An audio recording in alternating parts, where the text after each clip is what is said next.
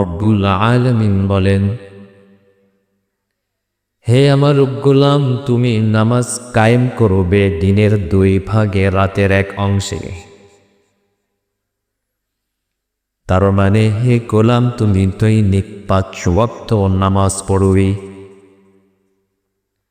মনে রাখবে, নামাজের যে নেকি অর্জন হয় এই নেকি অন্যান্য নেক আমলের নেকির মতন না। রোজা রাখলে নেকি হয়, যাকাত দিলে নেকি হয়, জিকির করলে নেকি হয়, নেক আমল করলে নেকি হয়। কিন্তু ওই নেকি শুধু নেকি, কিন্তু নামাজের নেকি শুধু নেকি না। রব বলেন, নামাজের নেকি কেমন জানো?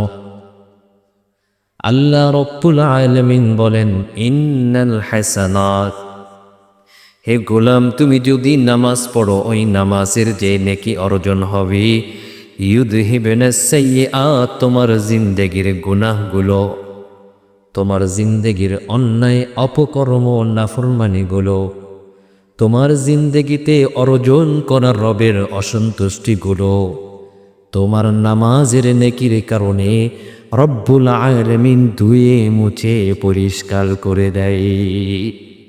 আল্লাহ পাক রব্বুল আলামিন নামাজের এমন নেকি নির্ধারণ করেন, ইউযহিবুনাস সাইয়্যাত, যেই নেকি তার জীবনের গুনাহগুলোকে দূর করে দেয়। সুবহানাল্লাহ।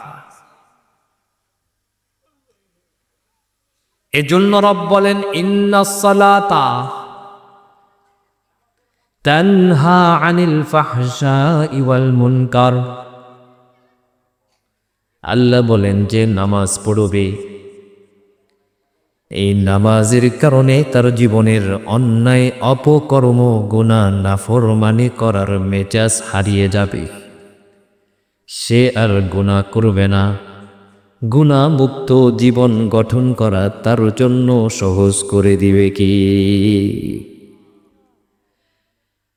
এজন্য রব্বুল আলামিন ঈমানের পর সবচাইতে বড় গুরুত্ব দিয়েছেন নামাজের ব্যাপারে।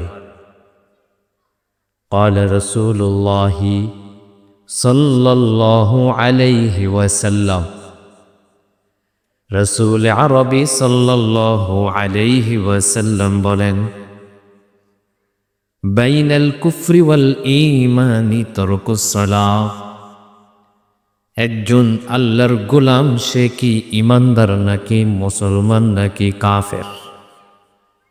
একজন গোলাম তার ভেতরে ঈমান আছে নাকি নাই, এর প্রমাণ হলো ওই গোলাম নামাজ পড়ে কি পড়ে না। নবী বুঝাইলেন, যে নামাজ পড়বে সে যেন ইমানদার, আর যে নামাজ পড়বে না তার মধ্যে আর কাফেরের মধ্যে কোনো পার্থক্য নেই। অথচ আমরা অহেতুক অনর্থক কোনো কারণ ছাড়াই নামাজ ছেড়ে দেই কি দেই না? ছেড়ে দেই না। ফজরের নামাজে মাত্র 1 কাতার, কোথাও কোথাও 1 কাতারও না। আমরা মনে করি শুধু জুমার দিন নামাজ পড়লেই নামাজ, তাই না? মসজিদের মধ্যে জুমার দিন সবাই যাব, অথচ দৈনিক কয় ওয়াক্ত নামাজ ফরজ? বলেন না। 5 ওয়াক্ত ফরজ। ফরজ মানে অপরিহার্য, করতেই হবে, না করলে গুনাহ হবে, আল্লাহ তাআলা নারাজ হবে। আল্লাহর নবী সাল্লাল্লাহু আলাইহি ওয়াসাল্লাম নামাজের ব্যাপারে এত গুরুত্ব দিতেন, কখনো কখনো তিনি যখন নামাজে দাঁড়াতেন এত দীর্ঘ সময় ধরে নামাজ পড়তেন, সাহাবায়ে কেরাম আশ্চর্য হয়ে যেতেন, অবাক হয়ে যেতেন, এত সময় ধরে কেন নামাজ পড়া হয়। সাইয়্যিদাতুনা আয়েশা রাদিয়াল্লাহু তাআলা আনহা তিনি বলতেন, রাসূল সাল্লাল্লাহু আলাইহি ওয়াসাল্লামকে এমনও দেখেছি সিজদা দিয়েছেন, দীর্ঘ সিজদা, লম্বা সিজদায় পড়ে আছেন, দীর্ঘ লম্বা সিজদা। আমার কাছে মনে হতো রাসূল কি দুনিয়ায় আছেন না চলে গেছেন, সন্দেহ লাগতো। এত বড় বড় সিজদা দিয়ে নামাজ করতেন। নবী সাল্লাল্লাহু আলাইহি ওয়াসাল্লামের সাহাবায়ে কেরাম নামাজের ব্যাপারে এত এত গুরুত্ব দিতেন, চোখে দেখে না, অন্ধ সাহাবী, তারপরেও আরেকজনের সাহায্য নিয়ে জামাতের সময় মসজিদে গিয়ে নামাজ পড়তেন। আল্লাহ রসুল সাল্লাল্লাহু আলাইহি ওয়াসাল্লাম নিজেও শেষ জীবনে যখন অসুস্থতাজনিত কারণে হাঁটতে কষ্ট হতো, অন্যের কাঁধে ভর করে মসজিদের নামাজের কাতারে দাঁড়াতেন। এত গুরুত্ব দেওয়া হয়েছে নামাজের ব্যাপারে, অথচ আমরা দৈনিক 5 বার আল্লাহ তাআলা আমাকে মসজিদে ডাকে, আমার ওই ডাকে সাড়া দেওয়ার টাইম নেই। আমরা কেমন কপাল পোড়া! যদি এলাকার বড় নেতা, বড় মেম্বার, চেয়ারম্যান, এমপি, মেয়র এরা যদি আপনাকে ডাকে, আগামীকাল সকালে আমার সাথে দেখা করবা, জরুরি কথা আছে, আমরা দৌড় মারি কি মারি না? শুধু যাই, গনিমত মনে করি, জীবনের একটা সুযোগ মনে করি, আমার ছেলেটার যে চাকরি হয় না, এবার গেলে তার সাথে সাক্ষাতে কথাগুলো বলবো। আমার ব্যবসা বাণিজ্য একটু ঝামেলা করতেছে কারা কারা, এদের ব্যাপারে অভিযোগ করে আসবো। ব্যাংকের থেকে লোন নিতে পারতেছি না, ওই নেতার সাথে সাক্ষাতের সুযোগ পাইছি, উনাকে দিয়ে একটু সুপারিশ করাবো। আমরা এইভাবে সুযোগ নেই কি নেই না? কারণ এলাকার বড় ক্ষমতাধর আমাকে ডেকেছে, তার সাথে সাক্ষাতের সুযোগ হয়ে গেছে, আমরা সুযোগটাকে গনিমত মনে করি, গুরুত্বের সাথে তার সাথে মোলাকাত করি। অথচ রব্বুল আলামিন দৈনিক 5 বার আপনাকে ডাকলেন, মাত্র 10 থেকে 15 মিনিট সময়ের জন্য ডাকলেন। আপনি বললেন আমার সময় নেই, আমাকে ঘুমাতে হবে, ফজরের সময় ঠান্ডা পানি দিয়ে ওযু করে মসজিদে যাব, আমি পারবো না। রব আপনাকে জোহরের সময় ডাকলেন, আপনি বললেন আমার অফিস আছে, আমার কৃষাণ আছে, আমার ব্যবসা বাণিজ্য আছে, আমার দোকান আছে, আমি পারবো না। আল্লাহ আপনাকে আসরের সময় ডাকলেন, আপনি তখনও ব্যস্ততা দেখালেন। মাগরিবের সময় ডাকলেন, বললেন মাত্র কাজ থেকে ফিরলাম, গোসল করব, পরিষ্কার পরিচ্ছন্ন হব, নামাজের টাইম নেই। এশার সময় ডাকলেন, বললেন সারাদিন পরিশ্রম করলাম, এখন যদি একটু চার দোকানে বসে আড্ডাবাজি না করি হবে। তখনও আপনি আল্লাহ তাআলার ডাকে সাড়া দিলেন না। ওই রব আপনাকে দৈনিক 5 বার ডাকতেই থাকেন, আপনার ওই রবের ডাকে সাড়া দেওয়ার সময় নেই। তাহলে আপনার মধ্যে আর কাফেরের মধ্যে পার্থক্য কই? এজন্য আল্লাহ নবী সাল্লাল্লাহু আলাইহি ওয়াসাল্লাম বলেছেন যে নামাজ ছেড়ে দেয় তার মধ্যে আর কাফেরের মধ্যে পার্থক্য নাই। মান তারাকা সালাতান মুতাআম্মিদান ফাকাদ কাফার।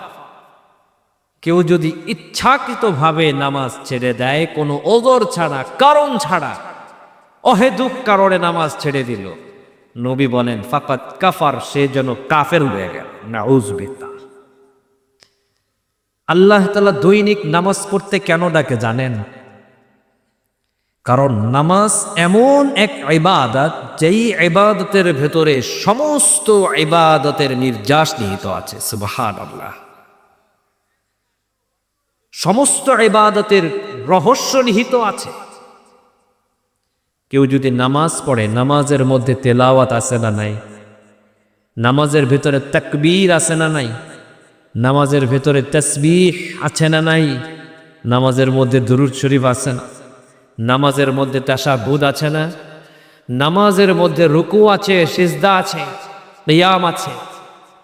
রব্বুল আলামিন নামাজকে এমন এমন ইবাদত বন্দেগী দিয়ে সজ্জিত করেছেন, কেউ যখন নিয়মিত 5 ওয়াক্ত নামাজ পড়ে, ওই নামাজের মাধ্যমে সে যেন দ্বীনের যাবতীয় নেক আমলের নির্যাসগুলোকে আদায় করতে থাকে। এজন্য রব চায় দৈনিক 5 বার আমার কাছে আসবি, দীর্ঘ সময়ের জন্য না, মাত্র 10 মিনিট 15 মিনিটের জন্য আসবি। আল্লাহ তাআলা ডাকে, অথচ রবের ডাকে সাড়া দেওয়ার সময় আমাদের হাতে নেই। যারা আল্লাহর ডাকে সাড়া দেয় না, তাদেরকে নিয়ে কথা বলেও তো লাভ নেই। কি আর বলবো, আসেই তো না মসজিদে। আমরা যারা মসজিদে আসি তাদেরকে নিয়ে একটু কথা বলি। আমরা যারা নামাজ পড়ি তাদেরকে নিয়ে একটু ভাবি যে আমাদের নামাজগুলোর অবস্থাটা কি। নামাজ পড়ি, কেউ কেউ পড়ি, সময় এখন খুব পড়ে থাকে, বয়স হয়ে গেছে, কাম নাই কাজ দেয়, এই জন্য পড়ে। কেউ কেউ পড়ে নামাজ না পড়লে লোকে খারাপ বলবে, আমি অমুকের ছেলে, অমুক পরিবার। আর কেউ কেউ আছে নামাজ ঠিক মতোই ভালো নিয়তেই পড়ে, কিন্তু পড়ে সেই পড়ার পদ্ধতি ঠিক নাই, নামাজের রুকু ঠিক নাই, সেজদা ঠিক নাই, তেলাওয়াত ঠিক নাই, তাসবিহাত ঠিক নাই। এক কথায় আমরা যারা নামাজ পড়ি আমাদের নামাজগুলো যথাযথভাবে আমরা পড়তে পারি। যারা নামাজ পড়ে না তাদের জন্য তো সুসংবাদ। কি সুসংবাদ? তাদের নামাজ শেখারও দরকার নাই, পড়েই তো না, শিখবে কি জন্য? যে নামাজ পড়ে না তার তো শেখার প্রশ্নই নাই, তাকে নিয়ে আমাদের কোনো টেনশনই নাই, তুমি যা খুশি তাই করো, মরার পরে জাহান্নামে যাও। কিন্তু যারা আমরা পড়ি আমাদের নামাজগুলো ঠিক করার দরকার আছে না? আল্লাহ তাআলা বলে ওয়াইলুল লিল মুসাল্লিন, রব বলেন ওই নামাজিরা আল্লাহ তাআলার পক্ষ থেকে আযাবের সম্মুখীন হবে। ওয়াইলুল লিল মুসাল্লিন, ওই নামাজিরা কপাল পোড়া হয়ে যাবে। আল্লাযীনা হুম আন সালাতিহিম সাহুন, যে নামাজিরা নামাজ পড়ে তবে নামাজের ব্যাপারে অবহেলা করে।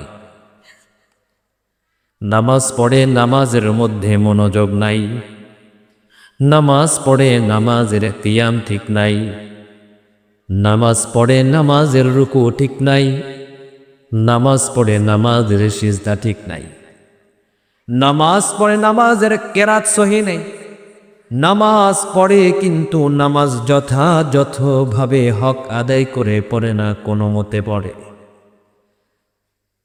মনে রাখবেন রব্বুল আলামিন বলেন এই সমস্ত অবহেলাকারী নামাজি যারা হবি, এই সমস্ত অলস এবং গাফেল নামাজি যারা হবি, রব্বুল আলামিন বলেন আমি রব্বুল আলামিন তাদের জন্য দুর্ভাগ্য বরাদ্দ করে দেই।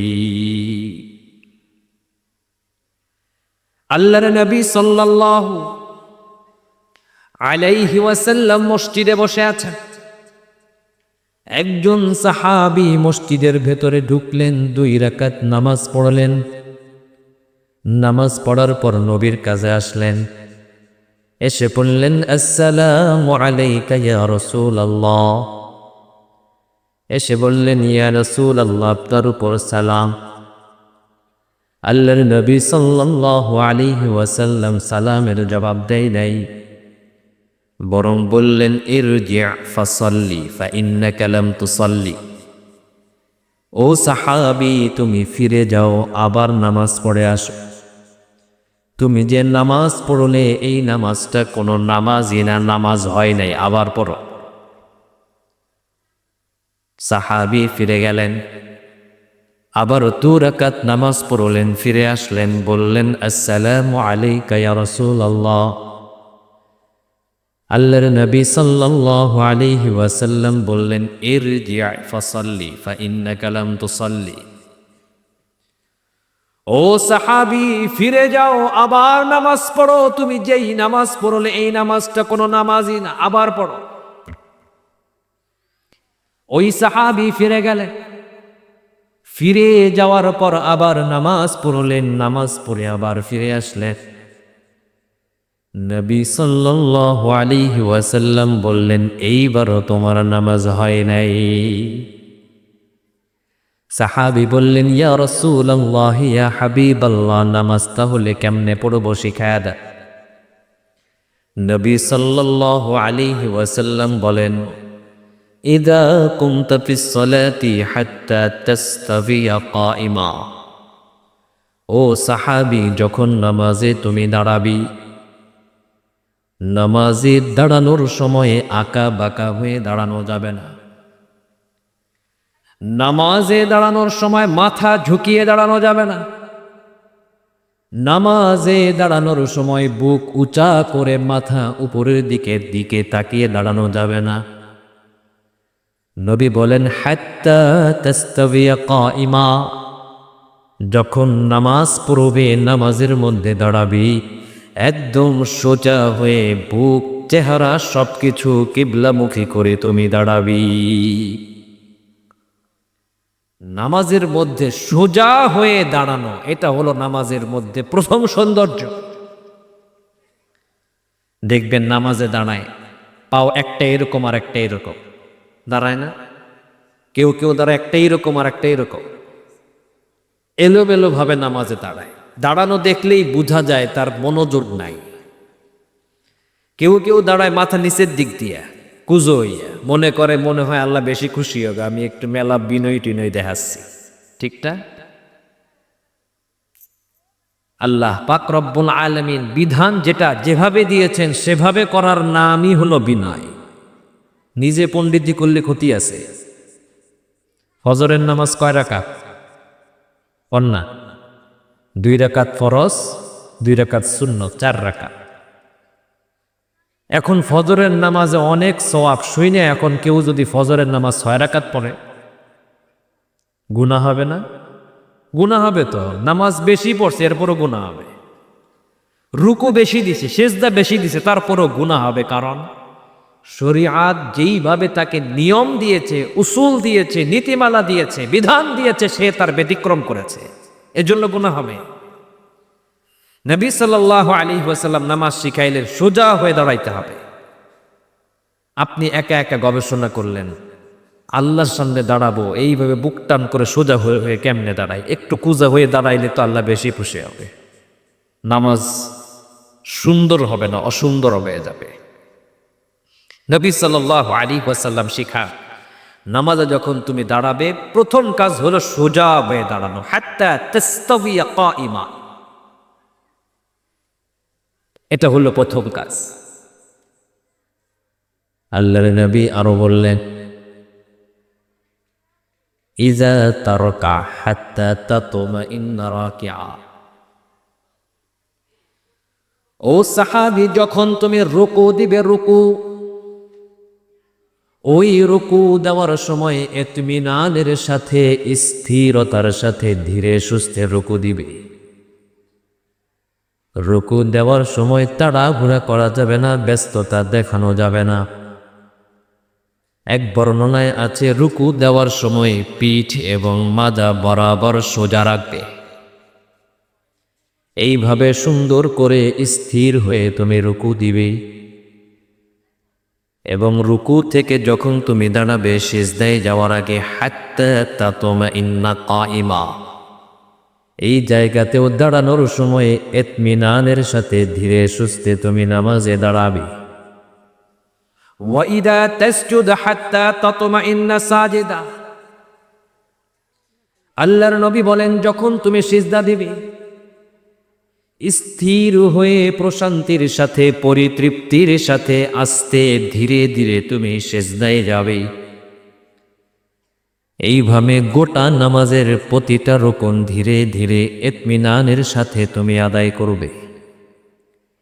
নবী সাল্লাল্লাহু আলাইহি ওয়াসাল্লাম সাহাবীকে নামাজ শিখাইলেন, বুঝাইলেন নামাজ পড়ার সময় অন্য কোনো চিন্তা, অন্য কোনো ফিকির দিমাগের মধ্যে আনা যাবে না, অন্য কোনো ব্যস্ততা নিয়ে নামাজ পড়া যাবে না, বরং যতক্ষণ নামাজের মধ্যে থাকবে পরিপূর্ণ মনোযোগ তোমাকে নামাজের মধ্যেই নিবদ্ধ করে রাখা লাগবে। এই জন্য রব্বুল আলামিন বলেন ক্বাদ আফলাহাল মুমিনুন, ওই ইমানদাররা সফল কাম হয়ে গেছে, আল্লাযীনা হুম ফি সালাতিহিম খাশিউন, যেই ইমানদাররা নামাজ পড়ার সময় অমনোযোগী হয় না, গোটা নামাজের শুরু থেকে নিয়ে শেষ পর্যন্ত মনোযোগের সাথে নামাজ আদায় করে, নামাজের ভেতরে পরিপূর্ণ রবের প্রতি খেয়াল নিয়ে নামাজ পড়ে, এমন ভাবে নামাজ পড়ে যেন সে রবের সামনে দাঁড়িয়ে আছে। সুবহানাল্লাহ বলে। এই রকম নামাজের বাহিরটাও সুন্দর করতে হবে, নামাজের রুকু সিজদা সুন্দর করতে হবে, নামাজের কিয়াম সুন্দর করতে হবে, নামাজের সুন্নাতগুলো সুন্দর করতে হবে, নামাজের বাহিরের দিকটাকেও সুন্দর করে সাজাতে হবে, একনিষ্ঠভাবে বিশুদ্ধভাবে আদায় করতে হবে। আবার নামাজের ভেতরের দিকটাও সুন্দর করতে হবে, নামাজের মনোযোগটাকেও সুন্দর করতে হবে, নামাজের আভ্যন্তরীণ যাবতীয় বিষয়গুলোকেও যথাযথভাবে মনোযোগ দিয়ে আদায় করতে হবে। যে কোনো আমল আল্লাহর কাছে কবুল হওয়ার জন্য দুই শর্ত। ইযা কানাল আমালু আখলাসা ওয়া আসওয়াবা, এক নাম্বার শর্ত হলো আমলটা ইখলাসওয়ালা হইতে হবে। তার মানে আমলের ভেতরের দিকটা সুন্দর হইতে হবে, মনোযোগ থাকতে হবে, আল্লাহর জন্য করছি এই খেয়াল রাখতে হবে। দুই নাম্বার শর্ত হলো আমলের বাহ্যিক দিকটা বিশুদ্ধ করতে হবে, সঠিক করতে হবে। নামাজের রুকু সেজদা সব সঠিক সুন্দরভাবে করলেন, কিন্তু মনের মধ্যে সামনে ভোট পাওয়ার নিয়ত, নামাজ পড়ে আল্লাহরে খুশি করার নিয়ত নাই, কাজ হবে? অনেকে আছে না এই উদ্দেশ্যে নামাজ পড়ে, মানুষের কাছে জনপ্রিয় হওয়ার জন্য, নামাজি মানুষের সমর্থন পাওয়ার জন্য। বুঝা গেল বাহিরে ঠিক ভেতরে ঠিক নাই, নামাজ আল্লাহর কাছে কবুল হবে না। আবার এমন অনেক সাধারণ আল্লাহওয়ালা বুড়া বাবারা আছেন, একদম দিল থেকে আল্লাহকে খুশি করার জন্যই নামাজ পড়ে, কিন্তু নামাজের মধ্যে কিরাত পড়ে সহি নাই, নামাজের রুকু করে ঠিক নাই, নামাজে সিজদা করে শুদ্ধ নাই, নামাজে কিয়াম করে ভুলে ভরা। মনে রাখবেন, দিলের ভেতরে ইখলাস যতই থাকুক না কেন, বাহিরের দিকটা যদি বিশুদ্ধ না হয়, রাসূলের সুন্নাহ মোতাবেক না হয়, ওইটাও আল্লাহর কাছে কবুল হবে, ওইটাও রবের কাছে গ্রহণযোগ্য হবে না। আল্লাহর কাছে আপনার নামাজ তখন কবুল হবে যখন নামাজের বাহিরের দিকটাও সুন্নত দিয়ে সজ্জিত হবে, বিশুদ্ধ হবে, ভেতরের দিকটাও যথাযথ ইখলাস এবং রবের প্রতি মনোযোগ দিয়ে সমৃদ্ধ হবে। এই দুই জিনিস যখন আপনার আমলের মধ্যে আসবে, আপনার ওই আমল কবুল করে নিবে কে? ওই আমলটাই আপনার জন্য পুঁজি হবে, ওই আমল দিয়ে আপনি মৃত্যুর পরের জীবনে আমল নামায় নেকি জমা হবে এবং ওই নেকির বদৌলতে আপনার গুনাহগুলো মাফ হবে। শর্ত হলো বাহিরের দিক ভেতরের দিক উভয় দিক সুন্দর করা। বাহিরের দিক সুন্দর করার জন্য নামাজের 52টা সুন্নত আছে। কয়টা সুন্নত? 52টা সুন্নত। গওহরডাঙ্গা মাদ্রাসার 3 দিন মাহফিল হয়, আপনারা তো দেখেন, যান, বোঝেন, শোনেন, কিন্তু সকালবেলায় আমলের যে মস্ক হয়, অনেকেই আছেন এই এলাকায় বাড়ি কিন্তু কখনো দেখে নাই, কখনো বসে নাই, হয়তো জানে হয় মাইকের আওয়াজ আসে তো, কিন্তু সরাসরি সামনে বসে সেই আমলের মস্কটা সে অবলোকন করে নাই। অথচ ওই আমলের মস্কে নামাজের যে 52টা সুন্নত, সেই সুন্নতগুলো দেখানো হয়। কিভাবে আপনি রুকুর সুন্নত আদায় করবেন, কিভাবে আপনার কিয়ামটা সুন্দর হবে, কিভাবে আপনার সিজদাটা সুন্দর হবে, কিভাবে আপনার নামাজের কিরাত শুদ্ধ হবে, সেই কিরাতেরও মস্ক হয়। এক কথায় আপনার নামাজের বাহ্যিক দিকটাকে সুন্দর করার মেহনত আপনাকে হাতে কলমে শেখানো হয়। কিন্তু দুর্ভাগ্যবশত মক্কার মানুষ হজ পায় না। বুঝেন নাই? মক্কার মানুষ কি পায় না? হজ পায় না। দূরের মানুষ এসে এসে একামতের নিয়তে থাকে গাট্টি বস্তা নিয়ে, তারা সারাদিন ময়দানে পড়ে থাকে বিধায় তারা পায়। আপনার বাড়ির কাছে তো আপনি আর গাট্টি বস্তা নেওয়ার প্রয়োজন বোধ করেন না, চিন্তা করেন যাবো মাগরিবের পরে বস শুনে বাড়ি চলে আসবো, সারাদিন কি হলো দেখার টাইম নেই। যদি কোনো সময়ে যাই, ওই যে বিশাল মেলা বসে সেই জায়গায় যদি একটু মার্কেট টার্কেট করা লাগে তখন যাব। কিন্তু দিনের ভাগে যে আমলের মস্ক হয়, নামাজের তালিম হয়, অজু শেখানো হয়, কিতাবের তালিম হয়, ওই জায়গায় যদি বসতাম, একটু সময় দিতাম, তাহলে আমাদের এই নামাজের বাহিরের দিকগুলো সুন্দর হয়ে যেত। আর যেই নামাজের বাহ্যিক দিক যত সুন্দর, ওই নামাজের আভ্যন্তরীণ দিকটাও আল্লাহর মেহেরবানিতে সুন্দর হয়ে যায়। আভ্যন্তরীণ দিকটাও সুন্দর হয়ে যায়। আল্লাহর নবী সাল্লাল্লাহু আলাইহি ওয়াসাল্লামের কাছে একবার একটা লোক আসলে, আমার সময়কে শেষ হয়ে গেছে, শেষ করে দিব? আচ্ছা, আল্লাহর নবী সাল্লাল্লাহু আলাইহি ওয়াসাল্লামের কাছে এক সাহাবী একজন ব্যক্তি আসলেন। জিবরিল আমিন আলাইহিস সালাতু ওয়াস সালাম এক মানুষের বেশে আসলেন। সমস্ত সাহাবীদের সামনে জিজ্ঞেস করলেন, মাল ইহসান, হে মুহাম্মদ আপনি বলেন তো ইহসান কাকে বলে? নবী বললেন, আন তা'বুদাল্লাহ কাআন্নাকা তারা ফাইন লাম তাকুন তারাহু ফাইন্নাহু ইয়ারা।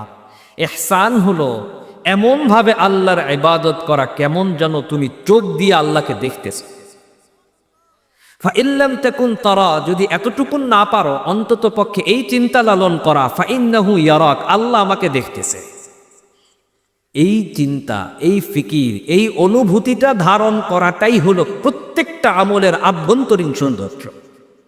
আপনি যদি নামাজ পড়ার সময় মনে মনে এই ফিকির আনতে পারেন যে আল্লাহকে আমি দেখতেছি অথবা আল্লাহ আমাকে দেখতেছে, বলেন তো দেখি ওই ফিকির, ওই ইয়াকিন, ওই বিশ্বাস নিয়ে যখন আপনি দাঁড়াবেন, আপনার রুকুটা কেমন হবে, আপনার তেলাওয়াতটা কেমন হবে, আপনার সিজদাটা কেমন হবে, গোটা নামাজের মধ্যে মনোযোগটা কেমন হবে একবার চিন্তা করেন। যদি আপনার দিমাগে এই ফিকির থাকে আমি যার সামনে দাঁড়িয়েছি তিনি হলেন আল্লাহ।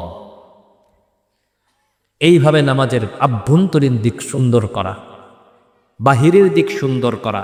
নামাজকে যদি পরিশুদ্ধ করতে পারি, মনে রাখবেন এই নামাজের আমল ঠিক হয়ে গেলে দ্বীনের উপর চলা আল্লাহ তাআলা সহজ করে দিবেন। কারণ ক্বালা রাসূলুল্লাহি সাল্লাল্লাহু আলাইহি ওয়াসাল্লাম, আস-সালাতু ইমাদুদ্দিন, নবী বলেছেন নামাজ হলো দ্বীনের এমন একটা খুঁটি, এমন খুঁটি যেন তেন খুঁটি না। ফামান আকামাহা, কেউ যদি নামাজ ঠিকঠাক মতন কায়েম করতে পারে, আদায় করতে পারে, নামাজকে জিন্দেগির মাকসাদ বানাতে পারে, ফাকাত আকামাদ দ্বীন, তার গোটা দ্বীনের উপর চলা আল্লাহ তাআলা সহজ করে দিবে। ওয়ামান হাদামাহা, আর কেউ যদি নামাজকে ধ্বংস করে দেয়, নামাজের এই খুঁটি নিয়ে তার কোনো ফিকির না থাকে, সে দুনিয়ার অনেক কিছুই করে কিন্তু নামাজের ব্যাপারে সে গাফেল, আল্লাহর নবী বলেন ফাকাত হাদামাদ দ্বীন, দ্বীনের উপর চলা তার জন্য কঠিন হয়ে যায়, সে পদ্দীনের সয়লাবে ভেসে যায়। এই জন্য 5 ওয়াক্ত নামাজের ইহতিমাম করা। আগামী 3, 4, 5 ডিসেম্বর গওহরডাঙ্গা মাদ্রাসার 90তম মাহফিলে 3 দিন বাড়ির কাছে, যদিও আপনাদের বাড়ি মাদ্রাসার কাছে, তারপরেও সেখানে একামতের নিয়তে সারাদিন থেকে এই তামরিনগুলো, অনুশীলনগুলো শিখে জীবন ভর আমল করতে পারেন, সেই পুঁজি নিয়ে আসবেন। আল্লাহ তাআলা যেন তৌফিক দান করেন। সকলে পড়ি আমিন। ওয়া আখিরু দাওয়ানা আনিল হামদুলিল্লাহি রাব্বিল আলামিন। ওয়াসসালামু আলাইকুম ওয়া রাহমাতুল্লাহি ওয়া বারাকাতুহু।